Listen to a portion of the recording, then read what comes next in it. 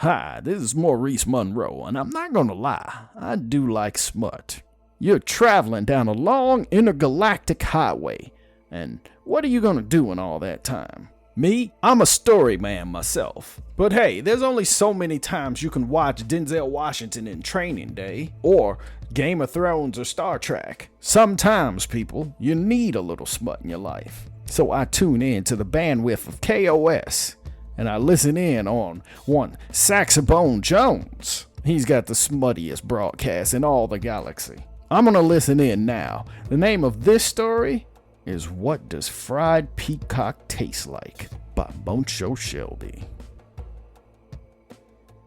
Persey loved being a woman, and she couldn't imagine a world where she wasn't. One orgasm was child's play. She had several a day, and hourly really. She went into a meditative state when she touched herself. She saw heaven, she spoke with God, and dug her nails into his back.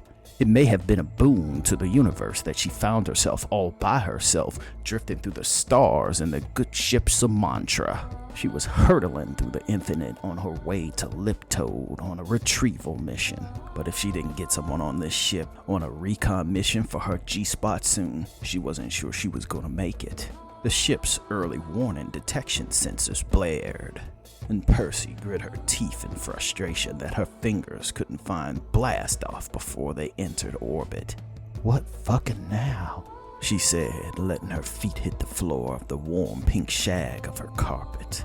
Her nude reflection stared back at her amongst the black empty of space, ebony skin, curvy, young, and in touch with her inner slut, without an ounce of shame or apology. "What is happening?" Persey asked her omnipresent artificial intelligence. Her false left eye glimpsed the universe, reaching through the stars to see if she could pinpoint the issue herself. Perhaps it was operating on a different spectrum of sight, subatomic infrared. "We're in Liptoad's orbit," said the sultry voice of Organa, her ship's AI. "Then why were you blaring the early warning sirens?" Persey asked with a bit of annoyance. "Because the planet's out of orbit. It should have been the 5th planet from the sun, not the 7th. I'm sure that it must have been a glitch in our navigation.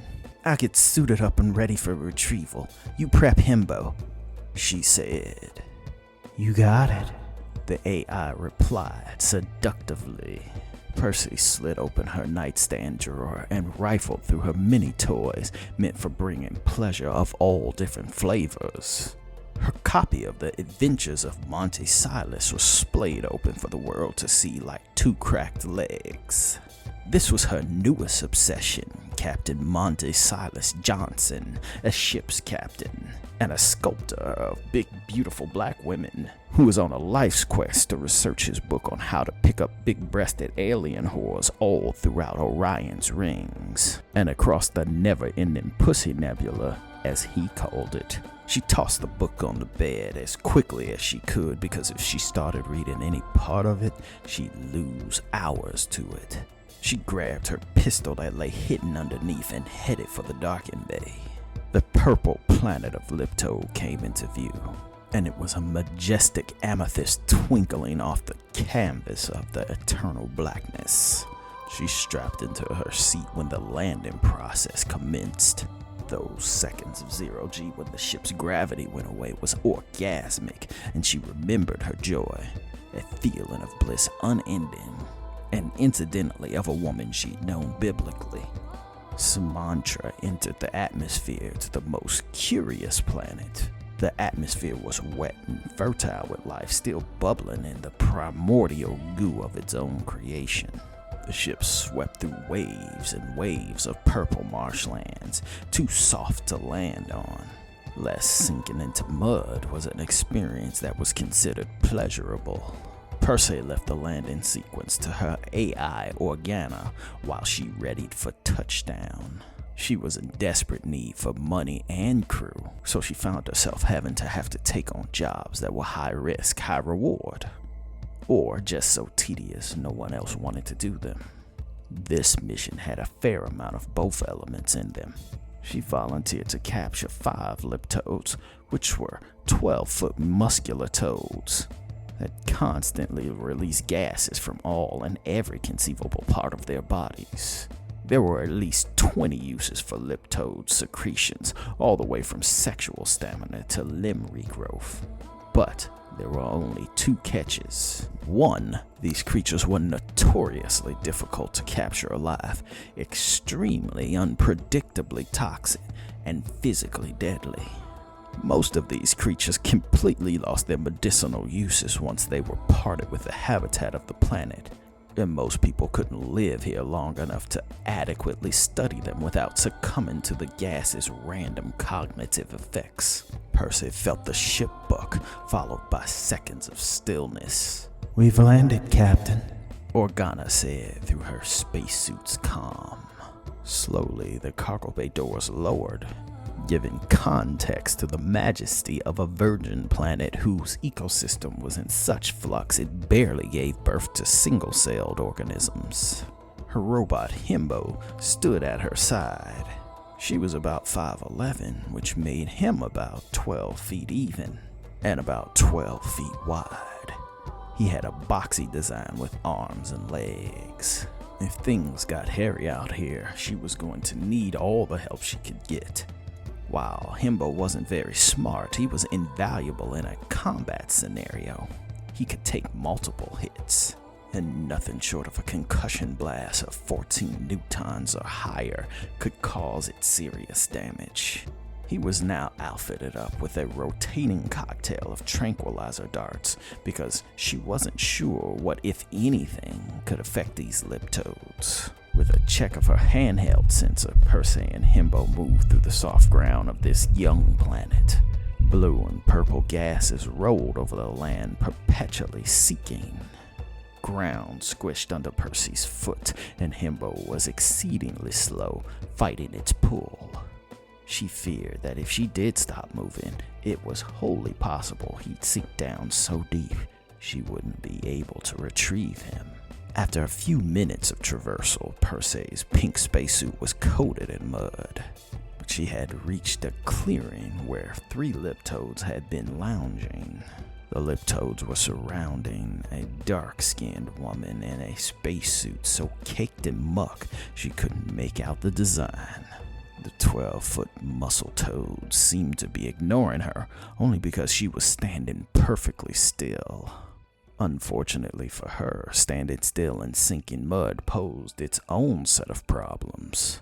She didn't seem to be in dire straits just yet, but it was obvious she had sank down to her knees, and there was absolutely no indication she would stop. Persey got into position and she commanded Himbo to circle around to attack when she did. If she distracted a few, maybe she could get one.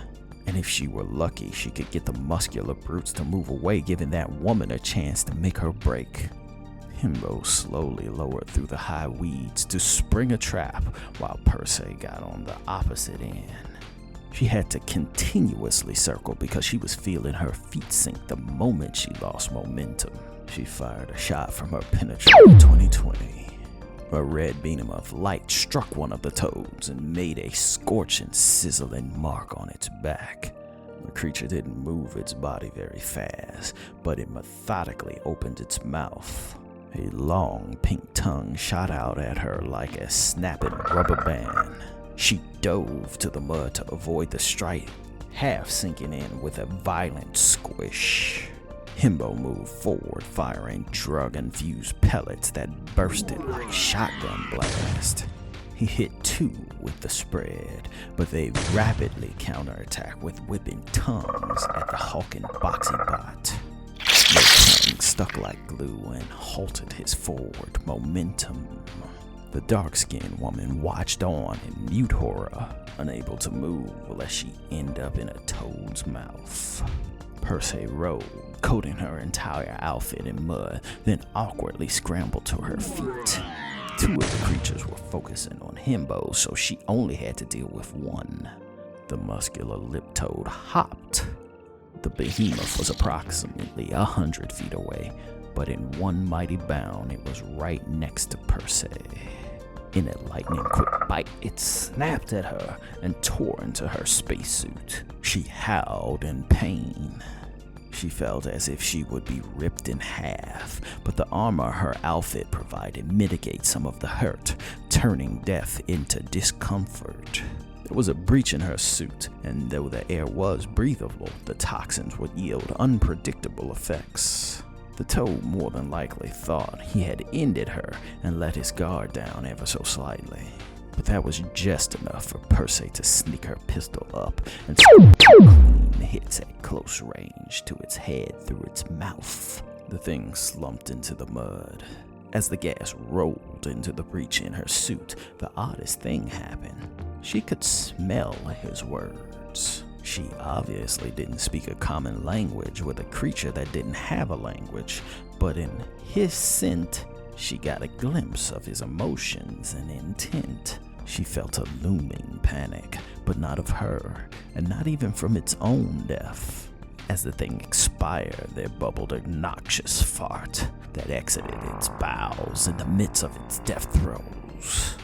The gas cloud was thick, almost tangible. It caused subatomic ripples in reality. It twinkled beautiful purple and greens that swirled like galaxies. Persey gazed into the cloud, and through the particles she could see glimpses of another world. As quickly as it spewed out, it mingled into the gases of the atmosphere as if it were never there. She looked over to Himbo, and he was punching at the two toads who were attempting to pull him apart. When she looked back at the dark-skinned woman, she was struggling to pull herself from the muck. Persey used that moment to scramble around and pull the woman loose. If she lost Himbo, so be it. He was a bot, more equipment than a thinking being, and even if he was, he could be repaired. She doubted that this woman could be. The dark-skinned woman was suspicious at first, even a bit shocked that someone was on the planet to begin with. But she didn't cry out or alert the other two to her presence. She took Persey's hand. Persey leaned back and tactically failed to get herself a bit of extra momentum. The dark-skinned woman pulled free like she was a stubborn tooth being extracted. Persey led the way back to the Sumatra as quickly as she could. Himbo, on the other hand, was being torn apart, piece by piece. Persey didn't worry about that for now. Whether he came back or didn't, he did his job, and he was keeping the heat off her. The two mud-soaked women made it back to the ship. The AI Organa closed the lift. You need to decontaminate immediately, it said in a concerned voice. Scan her too, Persey commanded sternly, as if that was absolutely not a request but an order. Your companion needs to be decontaminated as well. She's been exposed to more than a few unknown toxins. Both of you need chemical showers right now. Remove those clothes, she said, as if it was a potential medical emergency. Persey began the ritual of getting out of her spacesuit, all the while Organa sprayed the deck with a white mist. A cocktail of disinfectants before they had to take full-on chemical baths. Persey was curvy and strong from her time living the life of an adventurer mercenary. She kept her eye on the stranger, half to make sure she wasn't going to pull anything, and half because she just wanted to know if her body elicited any physical response. The answer was yes. Okay, people, that was just a taste. If you care to hear the rest of the story, mosey on down to Spotify, link below.